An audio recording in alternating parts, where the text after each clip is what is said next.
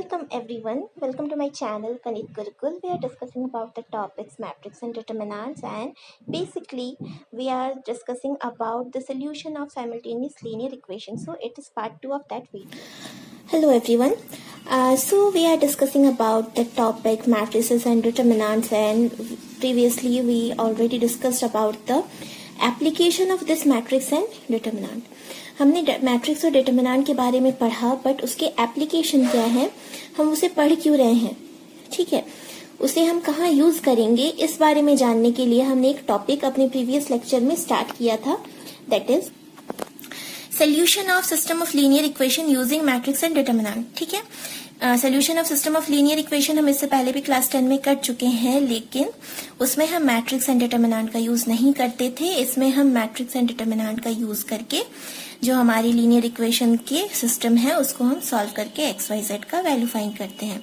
ठीक है, तो प्रीवियस लेक्चर में मैंने इसके बेसिक्स के बारे में ऑलरेडी बता दिया था, तो मैं अपने डिस्क्रिप्शन में इसका प्रीवियस वीडियो के लिंक भी दे दूंगी, जिससे आप उसे डिटेल में जान सकते हैं. हम जस्ट उसकी ब्रीफ को एक बार देख लेते हैं ताकि हम उससे आगे क्वेश्चन सॉल्व कर पाए. ठीक है, हमने सबसे पहले सीखा था टर्म्स कंसिस्टेंट इनकंसिस्टेंट.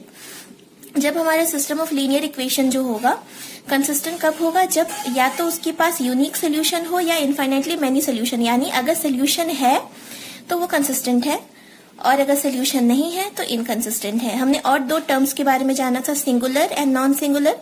सिंगुलर कब होगा, जब किसी मैट्रिक्स का डिटरमिनेंट 0 हो जाए, देन वो सिंगुलर हो जाएगा, एंड अगर 0 ना हो तो वो नॉन सिंगुलर होगा. ठीक है, उसके बाद हमने केस 1 पे डिस्कस किया था, जब हमारा नॉन सिंगुलर हो तो उस केस में हम मैट्रिक्स इजीली फाइंड कर सकते हैं, और उसके लिए हमारे पास फॉर्मूला था x equals to A inverse B. A क्या था, हमारा कोफिशिएंट मैट्रिक्स था. ठीक है, उसका इनवर्स पहले हम फाइंड करके जो हमारा राइट हैंड साइड पे जो मैट्रिक्स रहता है उससे मल्टीप्लाई कर देने से हमें x मिल जाता था. इसी तरह हमने केस 2 भी डिस्कस किया था. हमारा केस 2 था जब हमारा डिटरमिनेंट 0 हो जाए यानी सिंगुलर मैट्रिक्स हो जाए, तो उस केस में हम adjoint a into B find करते थे. अगर वो नॉट इक्वल टू 0 हो जाए तो वो इनकंसिस्टेंट होता था, एंड अगर इक्वल टू 0 हो जाए तो कंसिस्टेंट भी हो सकता है एंड इनकंसिस्टेंट भी हो सकता है. अगर कंसिस्टेंट हुआ तो उसका जो है कितना सोल्यूशन होगा, इनफाइनेटली मेनी सोल्यूशंस हो जाएगा. ठीक है, हमें बेसिकली इनकंसिस्टेंट जो है, अगर इनकंसिस्टेंट हो जाता है तो वो नो सोल्यूशन हो जाएगा. ठीक है, तो बेसिकली हमें जो क्वेश्चंस आएंगे हम केस 1 पे ही बात करेंगे, केस 2 के क्वेश्चंस हमें नहीं आएंगे. तो हमने पिछले लेक्चर में 2x2 ऑर्डर के मैट्रिक्स जो 2x2 के मैट्रिक्स है उससे सोल्यूशन निकाला था, यानी हमारे 2 वेरिएबल सिस्टम थे. ठीक है, आज हम 3 वेरिएबल सिस्टम वाले क्वेश्चन को सॉल्व करते हैं. Okay, let us take a question. ठीक है, सिस्टम ऑफ लीनियर इक्वेशंस हमने ले लिया. x minus y plus 2z equals to 1, 2y minus 3z equals to 1, 3x minus 2y plus 4z equals to 2. ठीक है, ये एक तरह से इंपॉर्टेंट क्वेश्चन है क्योंकि स्टेट बोर्ड में ये क्वेश्चन आ चुका है लास्ट ईयर. ठीक है, स्टेट बोर्ड का ये क्वेश्चन है, तो हमें क्या करना है, इसे सॉल्व करना है. तो सबसे पहले तो हम क्या करेंगे, मैट्रिक्स को आइडेंटिफाई करेंगे. ठीक है, कोफिशिएंट मैट्रिक्स को हम इसे मैट्रिक्स फॉर्म में अगर हम लिखें कन्वर्ट करके तो हमारे पास क्या हो जाएगा, x का कोफिशिएंट इज 1 तो हमने 1 लिख दिया, y का कोफिशिएंट इज -1, z का कोफिशिएंट 2. देन सेकेंड वाली इक्वेशन में देखो x तो है ही नहीं, मतलब उसका कोफिशिएंट हो गया 0, y का कोफिशिएंट इज 2 एंड z का कोफिशिएंट इज -3. x का कोफिशिएंट इज 3 थर्ड वाले में, y का कोफिशिएंट इज -2, z का कोफिशिएंट इज 4. ठीक है, उसके बाद तो जस्ट हम क्या लिखते हैं, x y z, और RHS में हमारा क्या है 1 1 2. ठीक है, तो ये हमने इसको कन्वर्ट कर दिया ax इक्वल्स टू b. ठीक है, तो ax इक्वल्स टू b आ गया, तो हम बेसिकली करते क्या है, x निकालते हैं क्योंकि हमें तो x y z का वैल्यू चाहिए. तो x क्या होता है, a इनवर्स b हो जाता है, मतलब बेसिकली ये है हमारा a है ना ये, तो इसका हम इनवर्स निकालेंगे, ये है हमारा b, और दोनों को मल्टीप्लाई कर देंगे तो हमें x y z मिल जाएगा. तो सबसे पहले हम मैट्रिक्स a पे चलते हैं और उसका इनवर्स निकालने की कोशिश करते हैं. तो a क्या है, 1 माइनस 1 2, 0 2 माइनस 3, 3 माइनस 2 4. ठीक है, इनवर्स निकालने के लिए सबसे पहले हमें पता करना पड़ता है कि इनवर्स एग्जिस्ट करेगा कि नहीं करेगा, और इसके लिए हमें क्या करना पड़ता है, उसका डिटरमिनेंट निकालना पड़ता है. तो हम इसका डिटरमिनेंट निकाल लेते हैं.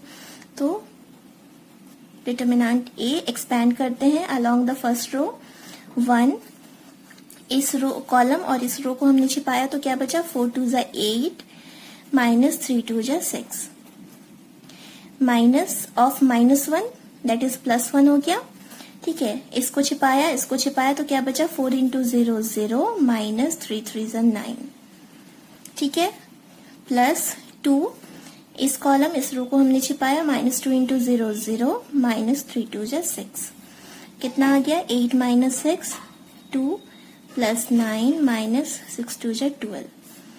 कितना आ गया 11 minus 12 that is -1 which is not equals to 0। ठीक है, तो इससे हमें ये पता चल गया कि इनवर्स एग्जिस्ट करेगा। तो हम क्या करते हैं मैट्रिक्स ऑफ कोफैक्टर्स निकाल लेते हैं। ठीक है, तो मैट्रिक्स ऑफ कोफैक्टर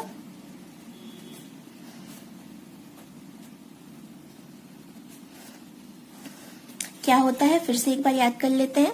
सबसे पहले हम माइनर्स को लिख लेते हैं। ठीक है, तो 1 का माइनर कौन होगा, हम इसे हाइड करेंगे तो क्या बचा 2 माइनस 3 माइनस 2 2 माइनस 3 माइनस 2 4 बच गया, डिटर्मिनेंट होगा। नेक्स्ट में जाते हैं, जब ये दोनों छिपाएंगे तो 0 माइनस 3 3 4 एंड लास्ट वन, इसे हाइड करेंगे तो 0 2 3 माइनस 2। ठीक है, फर्स्ट रो का काम कंप्लीट। सेकेंड रो पे चलते हैं, तो ये और ये हाइड होगा तो -1 2 -2 4।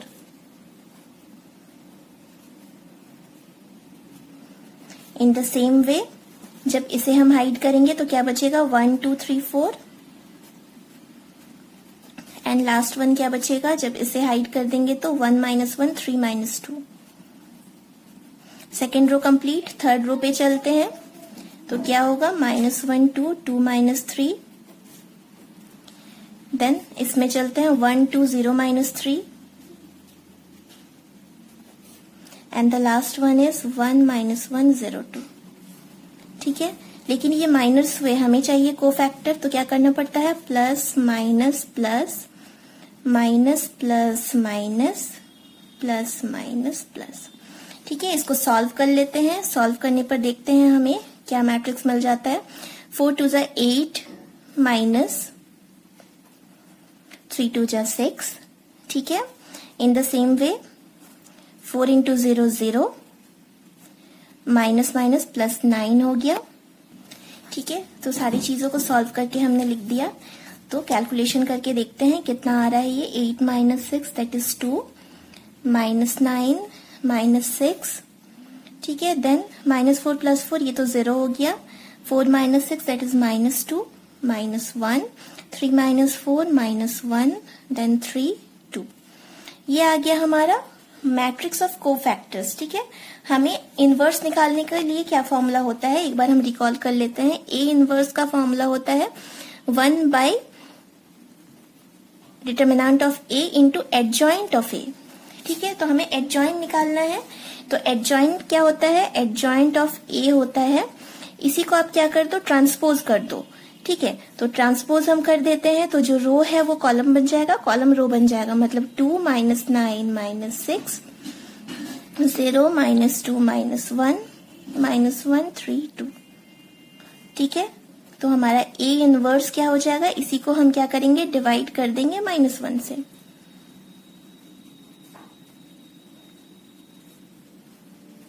ठीक है, तो हमारा ए इनवर्स क्या आ गया -2 9 6 0 2 1 1 -3 -2। ठीक है, ये हमारा ए इनवर्स आ गया।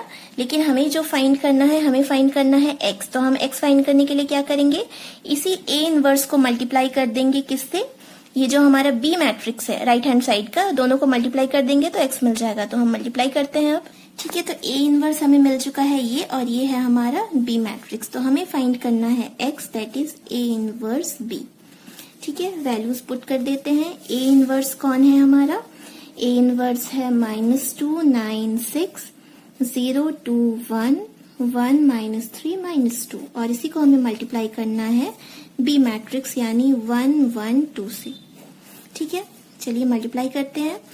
फर्स्ट रो फर्स्ट कॉलम एक ही कॉलम है, तो -2 × 1 -2 + 0 × 1 0 प्लस 2। ठीक है, second row 9 into 1 9 plus 2 into 1 2 minus 3 2 जा 6, देन 6 1 जा 6 प्लस 1 1 जा 1 माइनस 2 2 जा 4। कितना आ गया ये?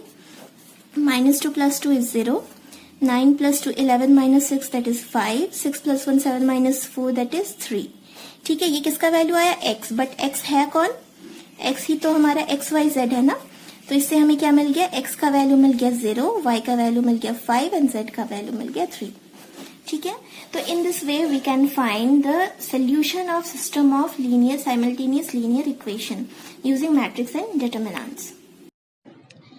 Thank you so much for watching the lecture video. For more videos, please like and subscribe my channel, Kanit Gurukul.